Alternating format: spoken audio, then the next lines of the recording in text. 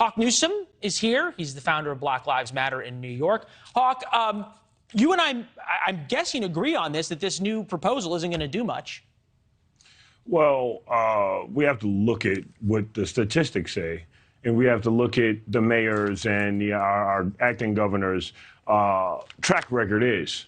The fact of the matter is that the mayor's been promising new tweaks to the subway system since he took office in January, right? You have a transit cop who was elected as mayor, and as he's elected, transit crime spiked through the roof. I mean, it's hilarious. SNL couldn't put together a better sketch. All right. So you and I both agree that there's a problem here, right, of crime that's plaguing this city. And as we talked about with education, it is always the poorest among us and the least fortunate who are most often to be the victims because they're the ones in the subway not taking car services. This is what Mayor Adams said about the New York Police Department at a recent NYPD graduation. Take a listen. When Patty Lynch and I were rookies, it was a different city. Lawmakers were on your side. Judges were on your side. Prosecutors were on your side. The media was on your side. Everyone was on your side. That's not the reality we're in right now. You are under unprecedented scrutiny. I'm guessing that you feel as though the police being under unprecedented scrutiny and not feeling like everyone's on their side is a victory. Well, here's the problem. Last year, when the mayor was running for office, the city was scared to death.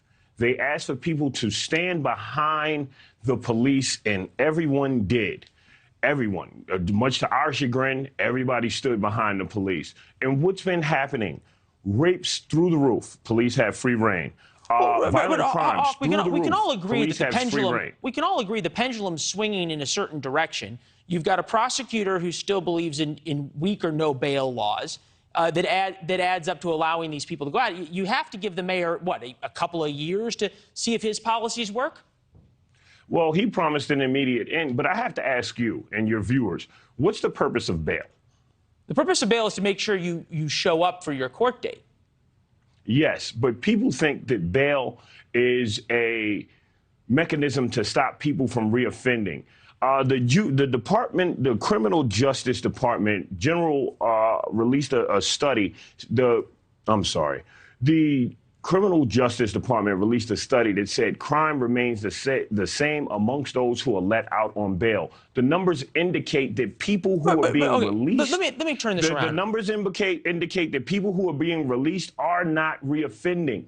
I've seen that study. I've seen the is in the suburbs, and that's only up 5%. I know, Hawk. I've seen that study. I've seen the University of Utah study. We got all the studies. Let's talk about this from an optic standpoint.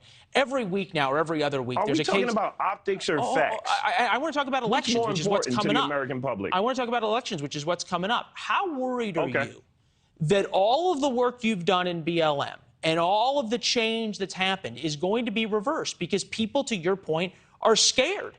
And all of a sudden, you've got Lee Zeldin within 6 points, maybe, depending on which poll you look at, a lot closer than 6 points. If he comes in, doesn't this just eliminate all your hard work? Has the crime been worth it?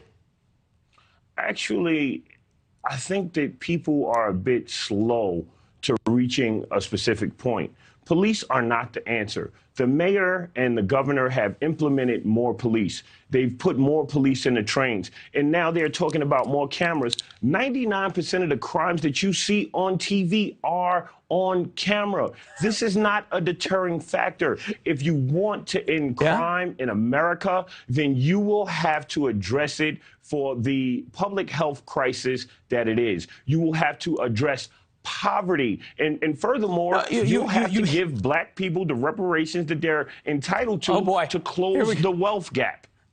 The wealth gap is something we cover a lot. How to close it will have to be a discussion for another time. But your point about cameras, I'd say 100% of the crimes we see on television were caught on camera. But I won't quibble here with your 1%. Thanks for watching. Go to newsnationnow.com to find NewsNation on your television provider. And don't forget to subscribe. Click the red button to get more of NewsNation's fact-driven, unbiased coverage.